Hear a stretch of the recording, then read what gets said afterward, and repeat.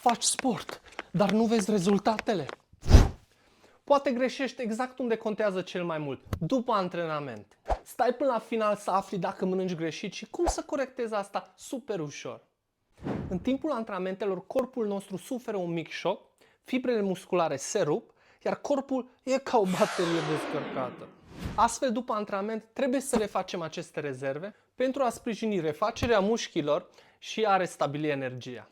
Ce ai nevoie? Super simplu. După antrenament să te gândești la următoarele: proteine pentru refacerea mușchilor, carbohidrați sănătoși pentru energie și, nu în ultimul rând, hidratare și odihnă pentru recuperarea completă.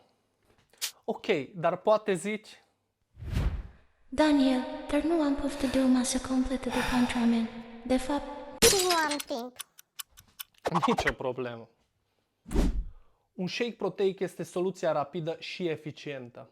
Acesta îți va oferi proteinele de care ai nevoie și poți să-l faci în 30 de secunde.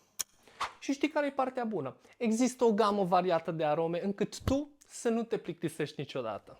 Poți să faci shake-uri delicioase, dar totodată poți folosi pudra și în cafea, ovăz sau poate chiar și în deserturi sănătoase. Vrei un shake proteic gustos care să te ajute cu rezultate reale?